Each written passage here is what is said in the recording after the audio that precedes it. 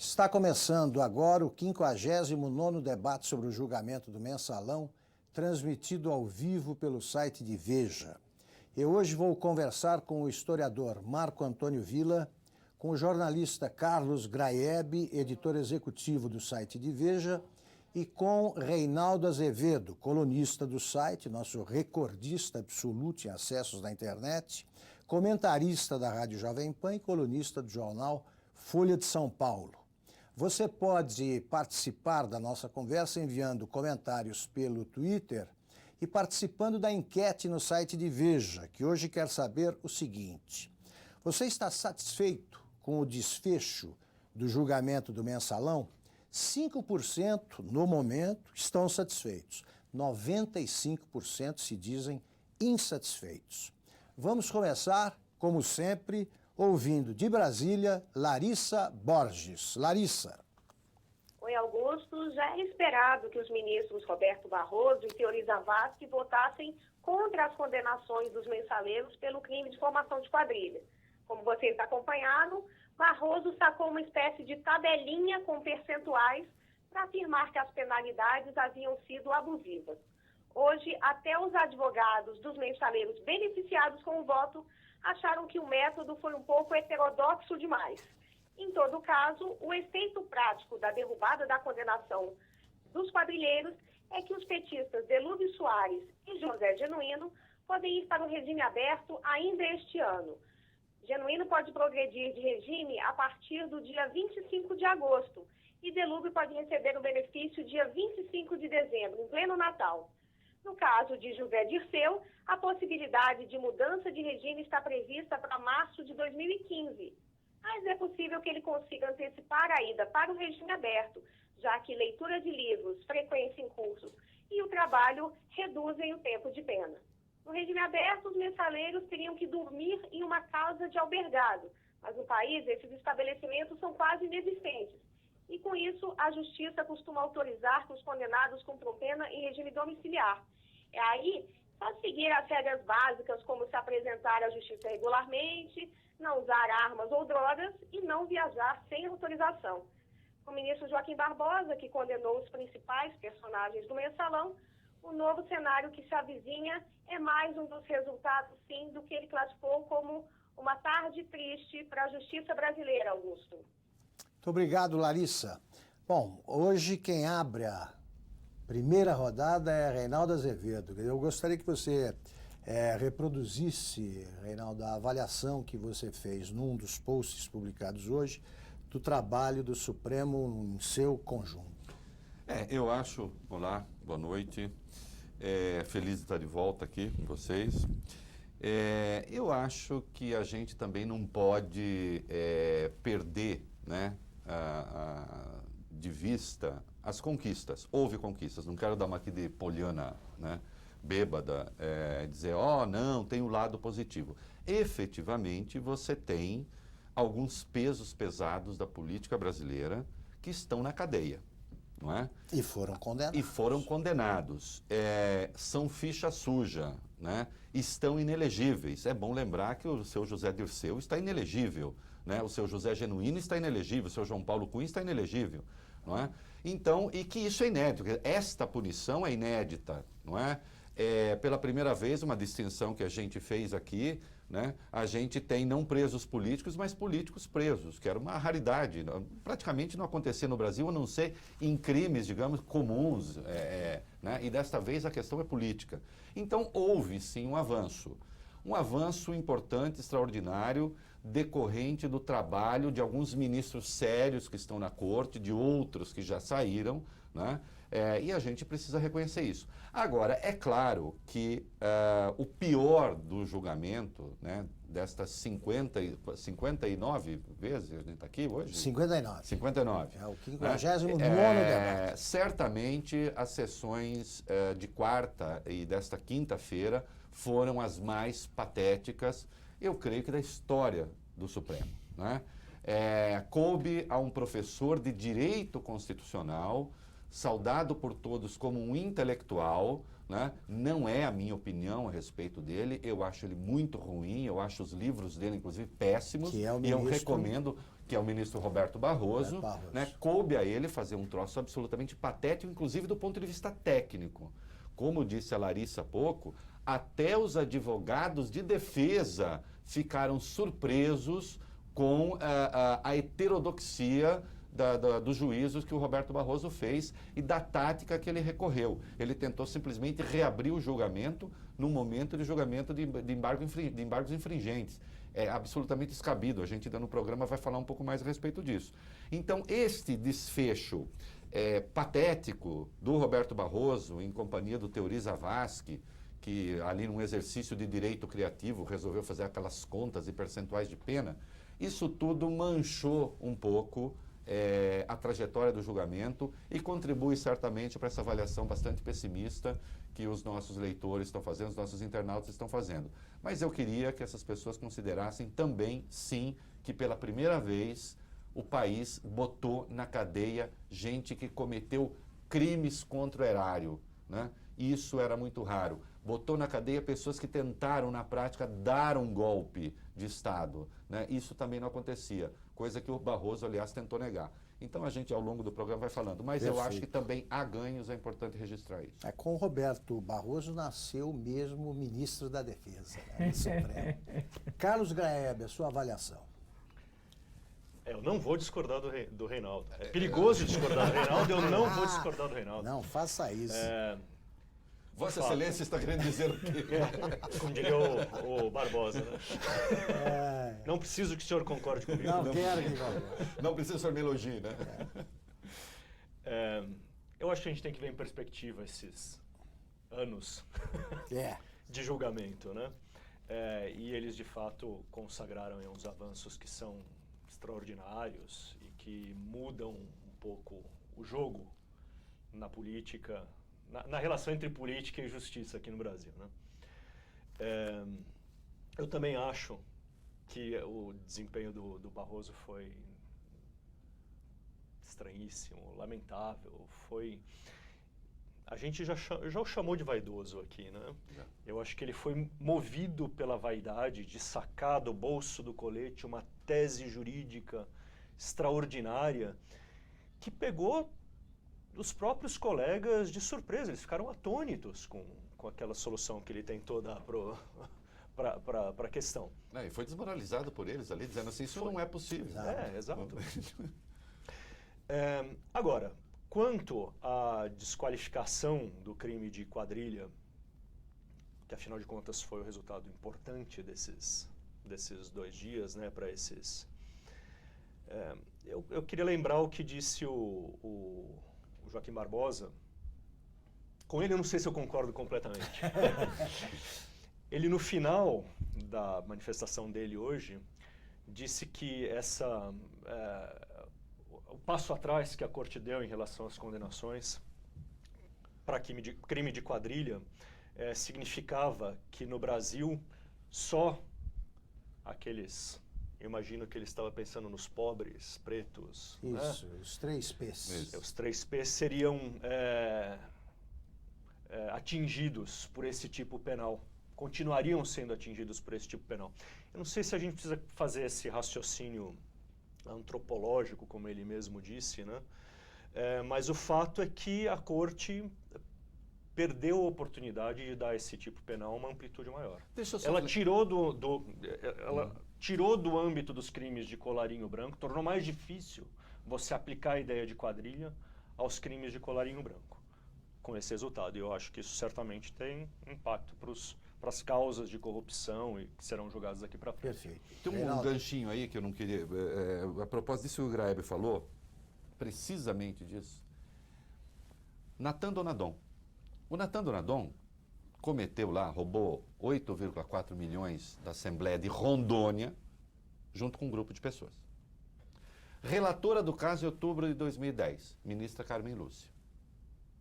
Ministra Carmen Lúcia condenou no seu relatório o seu Natan Donadon por quadrilha. Aliás, com quase o topo da condenação, que são 3 anos. O relator foi o seu Dias Toffoli. A única coisa que o Dias Toffoli fez foi baixar um pouquinho, o revisor foi o Dias Toffoli, baixar um pouquinho a pena. 2 anos e 3 meses. Mas concordou. Mas concordou. E o seu Lewandowski, que costuma ser um ministro muito severo com peixe pequeno, também condenou. Então eu pergunto, aí cabe também a vetusta ministra Carmen Lúcia, eu quero saber qual é a diferença, Graep, do crime cometido pelo seu Natan Donadon na Assembleia de Rondônia, uma coisa local, de 8,4 milhões, e o dos mensaleiros, que tem dimensão nacional, e só no Banco do Brasil, somando os 2 escândalos, são 76 milhões. Boa pergunta. Por quê? É isso. Porque o Natan Donadon não tem importância nenhuma, é um cara lá de Rondônia, e esses são petistas? Aí vem o Padre Vieira, né? Quer dizer, o pirata que rouba é pirata, né? E quem rouba numa esquadra é o Alexandre Magno. Quer dizer, como é que vai? Marco Antônio Villa. Sua avaliação. Eu estou entre com os 95, mais próximo dos 95, porque, evidentemente, que foi um ganho, o regime sendo aberto, a condenação de José Genuíno, de Lúcio Soares, de José Dirceu especialmente e tal. Mas no final, e nós já estamos no final do julgamento, faltam algumas questõezinhas que vão ser resolvidas depois do Carnaval, né? O caso do João Paulo Cunha, que é a questão de lavagem de dinheiro e tal. Eu acho que no final fica aquele sentimento meio um sentimento amargo. E por quê? No começo do julgamento, em agosto, dia 2, se não me engano, de 2012, tinha-se uma ideia de que, ao menos era a pressão feita até então, junto aos ministros, na mídia, tal, aquele bombardeio, que tudo acabaria em pizza. Era assim aquela imagem que a gente tinha. No começo. Eu tinha aquela imagem também, achava tal. Depois mudou completamente. Depois mudou tal. Aí... Até a chegada dos ministros. Até a chegada. Aí que a coisa... Então, a partir do mês de outubro de 2012, se a gente fosse fazer uma arqueologia do julgamento, quando começa a perceber que poderia haver as condenações... E aí já começa a mudar uma estratégia do PT em relação ao julgamento, através dos seus agentes, seus braços no interior do Supremo, que era alongar o julgamento. Fazer de tudo para alongar, que era um meio de tirar, o primeiro era o ministro César Peluso, tal, e aí depois, mais à frente, isso já no período posterior, o ministro Aires Brito, tal. Então, o julgamento começou a se alongar, para chegar ao resultado de hoje.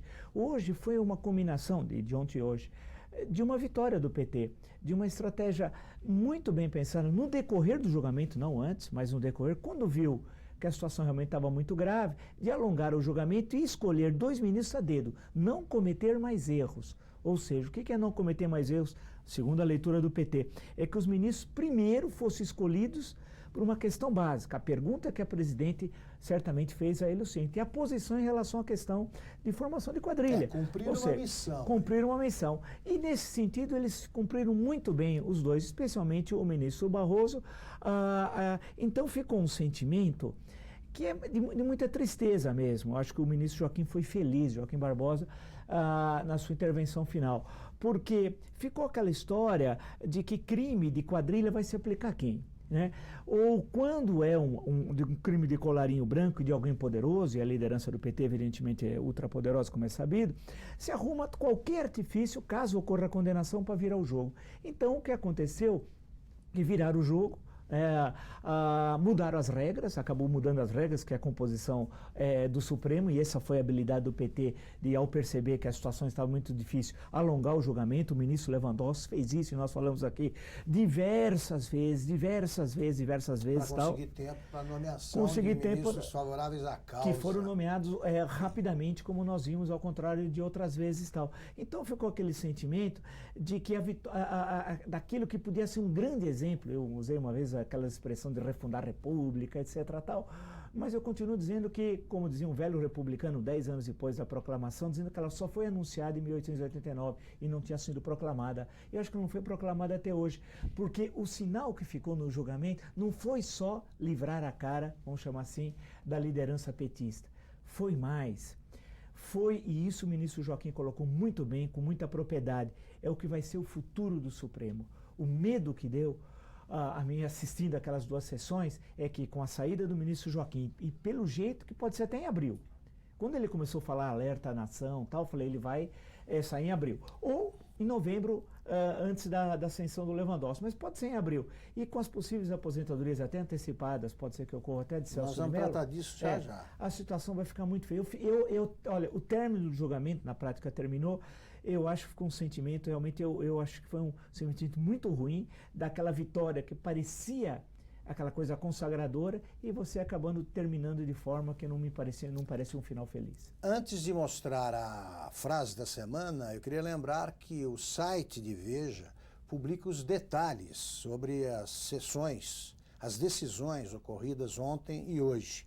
Nomes dos absolvidos, quem é que apresentou embargo infringente, como votaram os ministros. Eu não estou repetindo essas informações para que a gente ganhe tempo para análise. A frase da semana, nós podemos ver, é do nosso Celso de Mello. Eu realmente achei triste ouvir isso, porque o Celso de Mello, afinal de contas, na prática, foi ele que provocou o julgamento, né? Fez com que as coisas voltassem atrás. Tal organização visceralmente criminosa em seu aparato funcional não pode ser lenientemente qualificada por expressão menor de simples concurso de delinquentes. Tem que ser designada como quadrilha. Só que quando ele pronunciou o voto, a decisão estava tomada, e ele, como um homem inteligente que é, certo, pelo menos desconfiava que seria esse o resultado. E eu tenho que dizer o seguinte, um dos fundamentos da minha crença, né? A gente conhece os homens mais pelas ações do que pelas palavras. Eu acho o ministro Celso de Mello uma pessoa respeitabilíssima, técnica, inteligente. Agora, ele sabia, como nós sabíamos, porque nós afirmamos isso aqui, outros afirmaram, que se houvesse os embargos infringentes com o concurso de Teori Zavascki e Roberto Barroso, se mudaria o resultado de quadrilha. Nós sabíamos disso. Sabíamos. Ele também sabia. Ele poderia alegar que ele não tinha outro caminho, e nós falamos isso aqui também, que não dizer que os embargos infringentes, afinal de contas, existem porque eles estão no regimento. Só que, de novo, ele tinha um caminho que era a Lei 8.038. Caminho percorrido por boa parte dos ministros. Por boa parte, por 5 ministros. Exato. Ele foi o 6º voto. Ele poderia dar o 6º voto para lá ou para cá. E, de novo, usando uma imagem que nós usamos aqui, quando 2 caminhos são possíveis, a única escolha do homem ético é o caminho do mal menor. Não precisa nem ser o melhor, é o mal menor.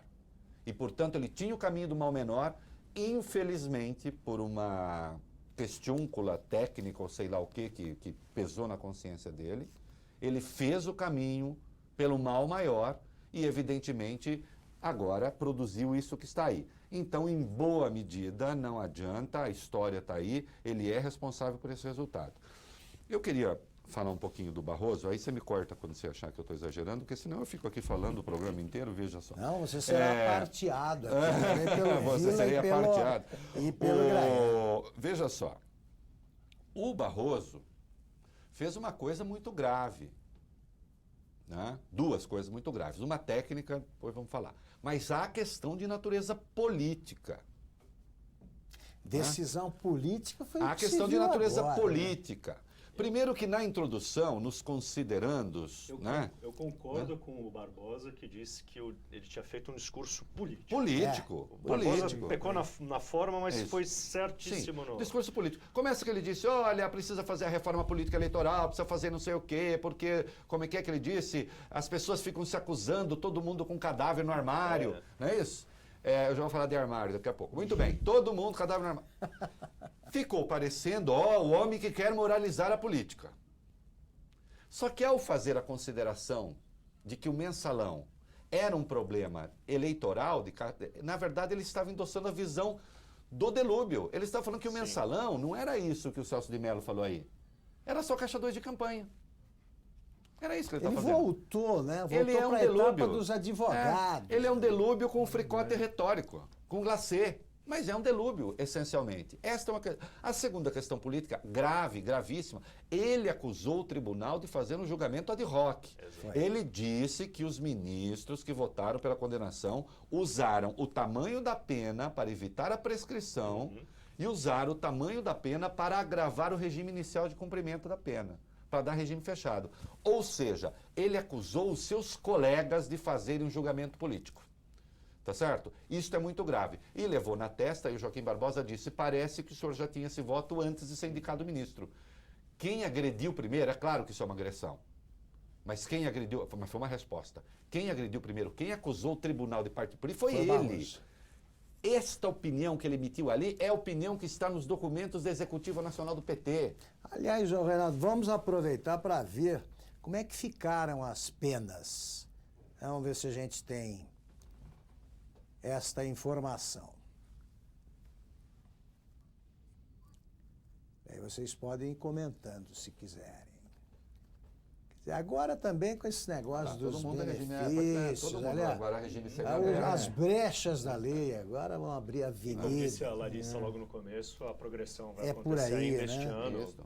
E eu acho que o caso da lavagem de dinheiro a gente deixa para frente, né? E a feijoada, por exemplo, que o delúbio todo sábado come no presídio, né? Aliás, todos eu queria que vocês comentassem os privilégios, privilégios, né, que eles estão desfrutando. Porque o julgamento... Você fala o Vili e fala o Graeb, vamos tratar disso. Porque o julgamento mostrou aquela coisa tenebrosa do judiciário. Primeiro, como os processos são longos, como no fim sempre tende a livrar a cara dos poderosos, tudo essa carga negativa que o judiciário tem no Brasil, o final do julgamento, entre ontem e hoje, reforça isso. E no caso do cumprimento das penas, reforça também de que há alguns presos que são mais iguais que outros. O Delúbio, por exemplo, que quer o carro da CUT entrar dentro do presídio, ele não quer sair antes, tocou todos, e aí entrar no presídio, não, quer que o carro entre dentro. Já foi conversar com o diretor do sindicato, não sei se ele está querendo também... Esse vira, ele quer que o carro da CUT entre dentro do presídio e que feche a porta do presídio e deixa o carro da CUT deixa o carro lá dentro, então, né?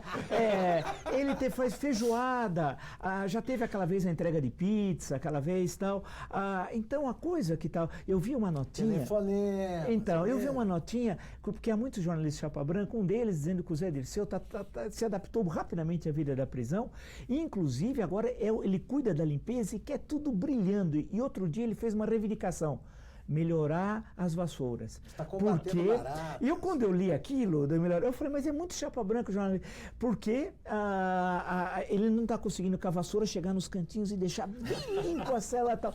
Eu fico então lendo. varrer a sujeira, ou varrer a sujeira, no qual ele é especialista. Então, aí eu fico vendo essas coisas, eu fico falando assim, poxa, mas quer dizer, e por que eles que insistiram em ficar na papuda? É interessante porque do início queriam cada um ir para os seus estados. Isso. Aí falaram, não, o Agnello garante. Sim, mas até o Reinaldo comentou, quantos já caíram lá, os diretores? 2, né? Dois diretores. Dois diretores. Dois E aí já resolveram ficar por lá e tal. A coisa tá boa, feijoada, o clima tá muito alegre e tal. Então, é aí que fica uma situação também que deixa todo mundo indignado, né? Fala assim, a gente vê tanto essa terrível situação da prisão, esse rapaz agora que até fez uma ponta numa novela da Globo, o que aconteceu com ele e tal, e ele contando a situação do presídio em São Gonçalo, lá no Rio de Janeiro, e aí a gente vê essa situação da Papuda, que esses privilégios dados, ninguém evidentemente quer que ninguém fique em condições subhumanas, nada disso. É justo transferir o Agnello para Papuda. Para Papuda, eu acho que inclusive não sei se ele está fazendo isso pensando até no interesse próprio, no olha, futuro. Isso aqui é uma boa maneira de melhorar os presídios brasileiros. Pega esses mensaleiros e distribui pelos presídios, que eles melhoram automaticamente. Por exemplo, mandar o Zé Dirceu para Pedrinhas, no Maranhão. Em um mês, Pedrinhas está impecável e limpa. Porque o Zé Dirceu vai pegar a vassoura. Até a vassoura. Por ele, inclusive. Né? Graeb. O Zé Dirceu virou o homem da vassoura, olha aqui. Isso. O Jânio Quadros. Bom, nós precisamos comentar também o caso Pisolato, né? Porque ocorreu nesses intervalos aqui dos nossos debates. Pisolato que é a prova de que roubaram e muito, né? Comprou imóveis, ressuscitou o irmão. 3 apartamentos no litoral. Eu até comentei o seguinte, o caso do Pisolato e o caso agora do João Borba, que é uma coisa espetacular, ele foi condenado como é que é? Ele tinha que providenciar tijolos, né? Lotes de tijolos por uma penitenciária feminina, era a pena, foi convertida, né? A multa foi convertida nesse tipo de pena. E o cara começou a emitir notas superfaturadas. Eu falei, então eles não só são quadrilheiros, como irrecuperáveis. Ele e o Pisolato mostraram isso aí. Aliás, o Pisolato, eu vou usar uma palavra pesada, mas o ministro certamente vai compreender. A evidência da delinquência intelectual do voto do Barroso é o Pisolato. Porque o Barroso, toda a preliminar do voto dele é que o mensalão foi crime eleitoral e coisa que todo mundo faz. Bem lembrado. Bem lembrado. O Pisolato, uma das condenações dele é corrupção passiva, lavagem de dinheiro e peculato, que é roubo de dinheiro público. Roubo de dinheiro público. O escândalo no Banco do Brasil entre o do Visanet e aquele da Câmara somos 76 milhões de dinheiro público. Desde quando Caixa 2 de campanha, ministro Barroso?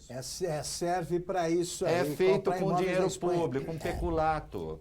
Entende? Era dinheiro para comprar parlamentares, para comprar partidos. Então, a evidência de que o voto do ministro, além de tecnicamente ele ter tentado uma coisa patética, que ele foi humilhado pelos outros ministros, do ponto de vista do conteúdo, é uma farsa.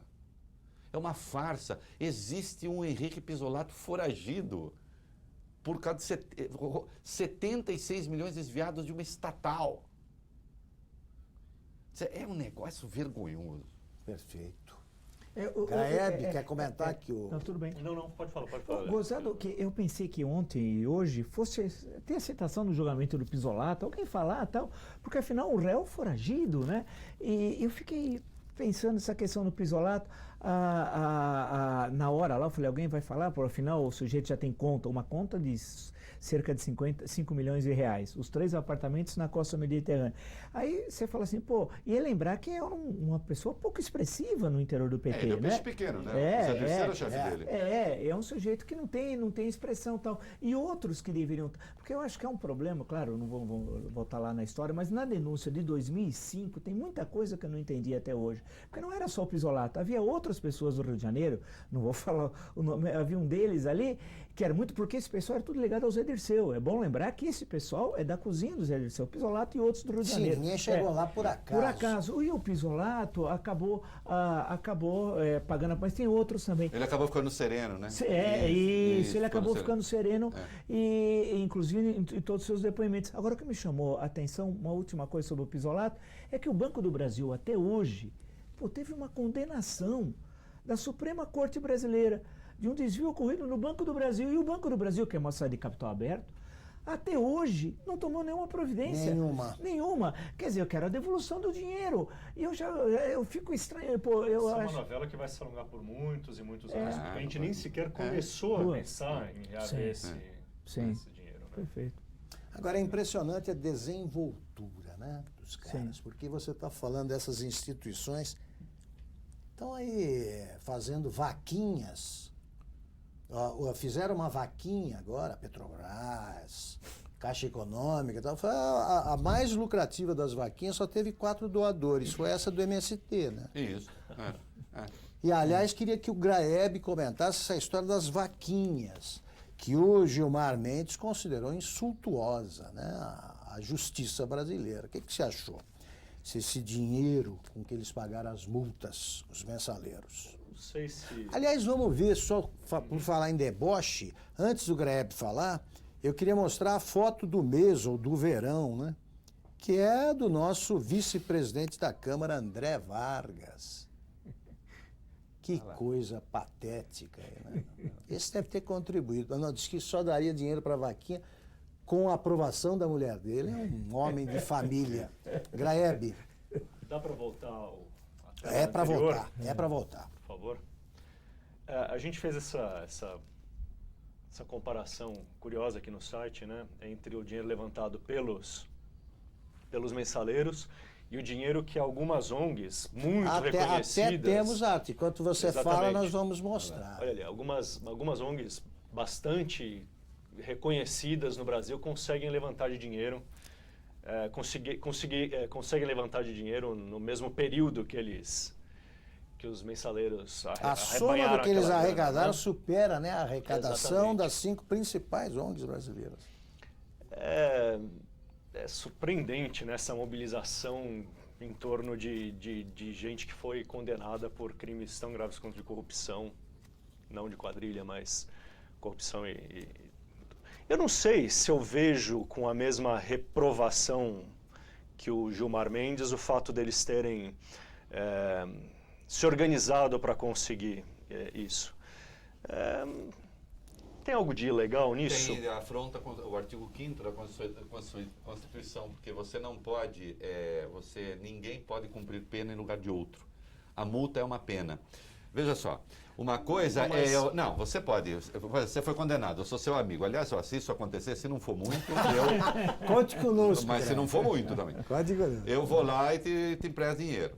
Né? Te dou dinheiro, dependendo. Primeiro a gente consulta a mulher, talvez, mas depois de consultar a minha mulher. Aí você vai levar algum. Evidentemente, você pode tomar um empréstimo para pagar uma multa que a justiça lhe aplicou.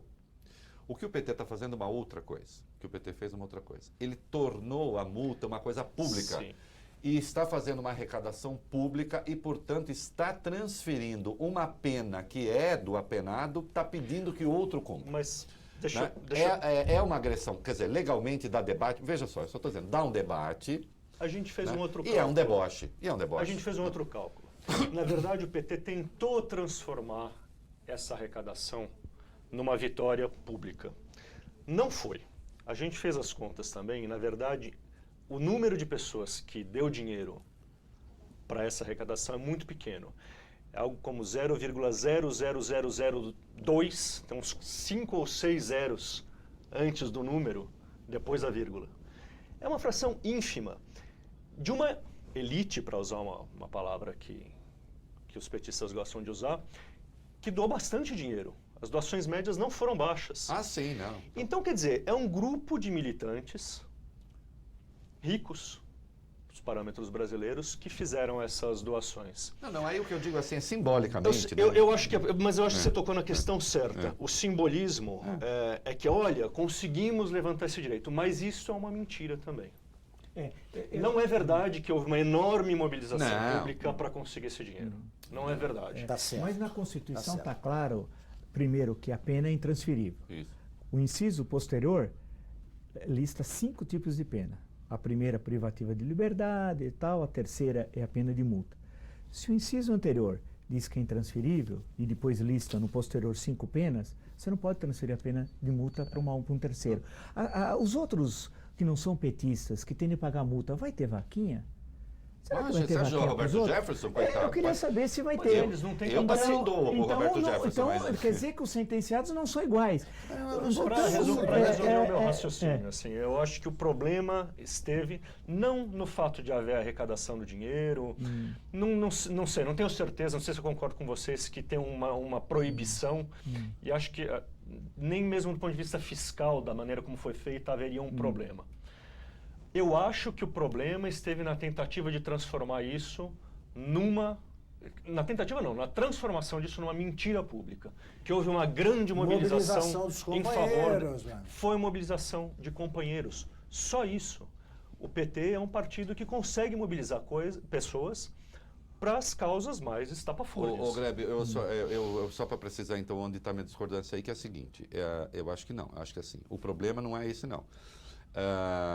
Eles falaram que foi, na verdade foi doação feita por não sei quem. Eu acho assim, se nós ficássemos sabendo que eles informalmente fizeram lá uma forma de doação pública, saíram arrecadando dinheiro, informalmente, sem fazer disso proselitismo, sem fazer nada, tudo bem, é isso, ninguém pode ser impedido de fazer um empréstimo para pagar uma multa. Exato.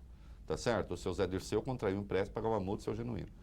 Eu acho que o problema, a ilegalidade, a afronta à Constituição, está quando transforma-se numa questão pública, até que o Vila escreveu um artigo também no Globo a respeito, quando transforma-se numa questão pública e deixa claro que estão transferindo, sim, para outros. Eu não sei se é ilegalidade. A gente vai ver se eles depois... Eles têm que prestar conta. Tanto quem doou, quanto quem recebeu, tem que prestar conta na hora de declarar imposto sobre isso. Vai ser preciso. Pode haver sonegações lá na frente. Mas me parece que a questão central desse fato, que eu acho que é super importante, porque eu imaginei que outros ministros do Supremo, além do ministro Gilmar que se pronunciou, outros fossem falar. Um ex-presidente do Supremo, Nelson Jobim, colaborou com 10 mil reais para o Colaborou. Genuíno. Ou seja, ele não conhece a Constituição, e ele foi constituinte, foi da comissão, inclusive, de redação.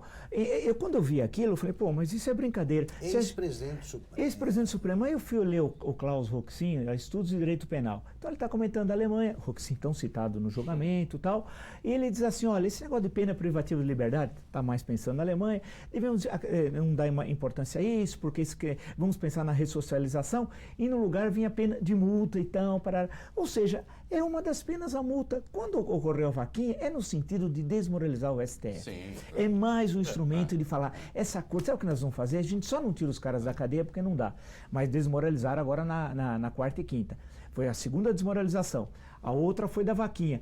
Quando o ministro Joaquim fala, poderemos ter, lá no final da fala dele, outras mudanças, eu nunca vai causar admiração que haja uma antecipação da pena em regime semiaberto, busque alguns outros pretextos, etc., para rasgar a decisão do Supremo. A gravidade do que ocorreu na quarta e quinta pode ser que hoje, nós estamos ainda, ainda muito próximos, né? Vai ser muito grande a desmoralização da Suprema Corte e tal. E principalmente, e foi interessante, acho que foi o voto do Celso de Mello, se não me engano, que falou isso, e eu concordo com a opinião, quer dizer, nós chegamos a essa situação porque ele foi o 6º voto que garantiu os embargos infringentes. Mas, ou foi o ministro Gilmar, não me lembro, que disse hoje que uma coisa óbvia, eleição, voto, não pode ser um elemento que altere uma ação penal, uma decisão de uma ação penal. Então, se alguém é condenado, mas o partido é reeleito daquele condenado, isso não o livra, não o inocenta. Que é uma coisa óbvia para nós, mas parece ser tão óbvio, mas não é, porque isso é repetido, Adinaldo. A questão que parece, dá a impressão que em termos ideológicos e de políticos ideológicos do Brasil, o PT, apesar da condenação, acabou vencendo. Porque para nós é muito grave. O controle do Supremo agora nos próximos meses. A gente sabe que a corrupção, claro que para nós é estranho, você destacou. E, quer dizer, eles falam só da formação de quadrilha, quer dizer, corrupto pode ser, né? Eu posso lavar dinheiro, etc. Quadrilheiro não, pô, alto lá, né? A nota, aliás, do Zé Oliveira Lima, o advogado do Dirceu, é engraçadíssima, porque ele tem uma notinha curta e eu até brinquei hoje que ele é como um humorista que se apaixona pela piada, né? Ele virou um advogado apaixonado pela causa. Aí emitiu uma nota dizendo que agora que o Zé Dirceu foi inocentado de quadrilha, que isso prova, desde sempre, que então o Supremo reconhece que eles não são quadrilheiros. Eu disse, muito bem, doutor, ele só é um corruptor, né? Então, assim, o Supremo também prova que o seu cliente é um corruptor. Aliás, está preso 7 anos e 11 meses, por quê? É porque é inocente de quadrilha? Não, é porque é culpado de corrupção ativa, pelo menos. Bom, nós estamos no final do programa, eu só vou repetir o resultado da enquete, ela não mudou. 5% dos que nos acompanham estão insatisfeitos com o desfecho do julgamento do mensalão e estão insatisfeitos. E, desculpe, 5% estão satisfeitos com o desfecho, 95% não. Eu queria, então, ouvir as considerações finais de Marco Antônio Villa, depois Graeb e Reinaldo. Olha, eu acho que é interessante a diferença que ficou, então, do núcleo publicitário, do núcleo financeiro e do chamado núcleo político. Para usar os conceitos criados pela acusação, né?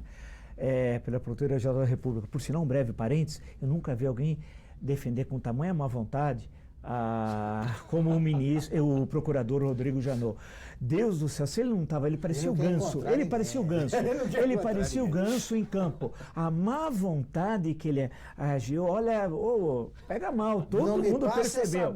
Olha, então, mas... Esse parecer o ganso é coisa de santista. Só porque o pobrezinho do menino mudou de time. De quem vem em campo. Então, a má vontade dele é inacreditável. Agora, eu acho que criou um absurdo, quer dizer, então o núcleo, a culpa de todo o mensalão foi da senhora Cátia Rabelo, que se reuniu com Carequinha de Minas Gerais, chamado Marcos Valério, e aí fizeram essa conspiração e arrastaram pessoas ingênuas. Delúbio Soares, João Paulo Cunha, José Genuíno e principalmente o ingênuo Mor. Homens de boa fé. De boa fé, que foram iludidos. Eu acho que podemos chegar a essa grande conclusão. Eu acho que isso nós devemos, entre outros, ao ministro Barroso. O senhor está de parabéns, viu? Graeb. Eu acho que a desqualificação do crime de quadrilha tirou um dos dos pontos simbólicos do julgamento. A ideia de quadrilha é muito forte, né? Mas não modificou em nada os outros fatos. Essas pessoas se coordenaram, todas elas se coordenaram para meter a mão no dinheiro público e para levar adiante um projeto de poder, para comprar gente dentro do Congresso. Pode ser que isso não se enquadre, no entendimento da maioria da corte, não se enquadra no tipo penal da quadrilha, perdemos um elemento simbólico, mas não muda o fato de que essa gente se juntou para cometer esses crimes todos. Isso precisa ser lembrado. Eles continuam tendo sido condenados também por corrupção, por peculato, lavagem de dinheiro a gente vai ver também. Eu acho que pego esse gancho da lavagem de dinheiro para dizer que, provavelmente, a partir do dia 13, quando esse assunto passa a ser julgado na corte, a lavagem de dinheiro vai ser derrubada também para o João Paulo Cunha. Por quê? Eu tomei nota que os ministros que votaram pela condenação dele foram o Barbosa, o Fux, a Carmen Lúcia, o Gilmar, o Celso de Mello e o Aires Brito. O Aires Brito já se foi. Substituído. E tudo indica que Barroso e Zavascki vão votar em sentido contrário. Então, é outra pena que vai ser diminuída. O núcleo político, como disse o Marco, vai sair ganhando, né, com essa história. Reinaldo Azevedo. Eu acho que depois disso vai ser preciso definir, afinal de contas, de novo o que é crime de quadrilha no Brasil. Embora o tipo penal seja claro, na minha opinião, né, aí é preciso. Vamos ver. Há pelo menos 3 pessoas no mensalão? Há. Eles estavam coordenados? Estavam. Eles obedeciam uma hierarquia? Ficou provado que sim. Não é? A associação era de caráter permanente? Ora, era. Só parou porque veio à luz. Se é que parou. Mais de 3 anos. Mais de 3 era anos? O Lampião, né? diria Nelson Grilo. Começou na campanha de 2002. Então, isso. No mínimo. No mínimo. A ministra Carmen Lúcia, por exemplo, viu todas essas coisas, eu quero insistir nisso, lá em Rondônia. Lá com o Dona Dom. Perfeito. Num crime de escala nacional, ligado a um projeto de poder, isso está no acordo do Supremo, né? Isso está lá presente no acordo. Então não foi quadrilha? Então foi só concurso de agentes, como disse a ministra Rosa Weber? Não é? Vem cá, para que seja quadrilha agora vai ter que ser então, como perguntou o ministro Joaquim Barbosa, vai ter que ser com preto, pobre e a mão armada? E a mão armada? Ou vai ser preciso, quando no caso Colarinho Branco, se reunir, fazer uma ata e dizer, olha, o propósito desta união é formar uma quadrilha de caráter permanente para cometer a mais...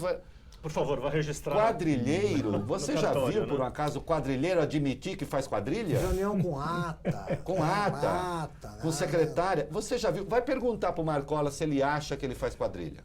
Vai perguntar para o Fernandinho Beiramar se ele acha que ele faz quadrilha. Tá certo? Então vai ser preciso rever. Quer dizer, há uma grande confusão aí, concurso de agentes, acho que é concurso de agentes, quando o cara incidentalmente, eu não sou formado em direito, mas quando o cara incidentalmente é convidado a cometer um crime, comete, mas ele não tem ciência do conjunto da obra, ele é uma parcela. Neste caso não, eles não tinham. Eu acho que a jurisprudência sobre os crimes de colarinho branco ainda não foi dessa vez. Vai ter que ser feito. Não foi dessa vez que o Supremo deu aquele grande passo adiante em relação a isso. Mas começou a andar. Eu ia fazer o encerramento agora, mas parece que o Gabriel Castro, de Brasília, tem uma informação. Opa. Gabriel. Augusto, a Vara de Execuções Penais aqui do Distrito Federal acaba de determinar a suspensão cautelar dos benefícios externos concedidos ao ex-tesoureiro do Conselho Veloso Soares. Isso significa que Veloso será temporariamente impedido de exercer a sua função na CUT, que permanecerá no Centro de Internação e Reeducação em regime fechado em tempo integral. Isso é consequência das vias, dos privilégios como o Veja mostrou, eram concedidos ao petista no Centro de Produção Penitenciária aqui de Brasília, sob a gestão do governo de Agnello Queiroz. A Vara de Execuções Penais também determina que o governo deve informar em até 48 horas de condições de manter os presos do mensalão sob sua custódia e garantir a isonomia no tratamento dos presos em relação aos demais detentos. E a Vara de Execuções Penais também pede a lista completa de todas as pessoas que tiveram na papuda para visitar os mensaleiros, independentemente de serem autoridades. A intenção é averiguar se os mensaleiros receberam familiares e amigos fora dos dias e horários de visita. Augusto. Muito obrigado, Gabriel. Bom, 1 minuto para comentários para a gente encerrar. Eu acho que o churrasco na laje deve terminar, né? Eu acho que essa é a boa notícia. Vamos ver se todos são iguais entre os sentenciados. Espero que sim, né? É um caso que tem idas e vindas, né? As coisas são muito... a justiça brasileira tem muitas brechas, dá muita margem para interpretações tiradas do bolso do colete, dá muito espaço até no Supremo para essas... Oscila, né? Mas avançamos. Eu acho que a discussão está acontecendo. Acho que essa não dá para tirar um pouco essa mensagem poliana desse processo todo. Não estou tão negativo quanto os 95%. Reinaldo, eu te interrompi quando você ia fazer um comentário. Mas agora eu até quero mudar, queria comentar rapidamente Claro. essa decisão da Vara de Execuções Penais do Distrito Federal, parabenizar os juízes que decidiram, desta vez, tomar a atitude correta, porque eu quero dizer o seguinte, já foi um escracho ter permitido ao seu Delúbio Soares trabalhar na CUT. O seu Delúbio Soares, a origem dele é a CUT. É como se pegasse um desses do núcleo financeiro, quando chega a hora de trabalhar fora, e o sujeito falar, vou trabalhar no Banco Rural. A Cátia Rabelo. Quando chega a hora da Cátia Rabelo, diz assim, não, vou trabalhar no Banco Rural. Ela pode trabalhar no Banco Rural? Por que o Delúbio podia trabalhar na CUT? Falar que o Delúbio trabalha na CUT é piada, o Delúbio é chefe da CUT. Ele não trabalha na CUT. Né? Agora, não contente em falar que trabalha na CUT, aí então tem o churrasco, a pizza, a feijoada, não sei o quê, fazendo pouco caso da justiça. Espero que a Vara de Execuções Penais não ceda à pressão, né? E mantenha essa decisão. No dia, e para encerrar, no dia em que o seu Roberto Barroso fez aquele espetáculo deprimente na história do Supremo, tinha caído o diretor da Papuda justamente por causa dos privilégios, porque resistiu aos privilégios do seu Delúbio Soares. Né? O que acrescenta ao episódio todo uma falta de compostura como nunca se viu. É isso. Terminamos aqui o 59º debate sobre o julgamento do Mensalão. Muito obrigado, Reinaldo. Obrigado, Graeb. Obrigado, Vila. Voltaremos em março para o 60º e último, imagino, debate sobre o julgamento do Mensalão, transmitido ao vivo pelo site de Veja. Muito obrigado a você que nos acompanhou até agora e até lá.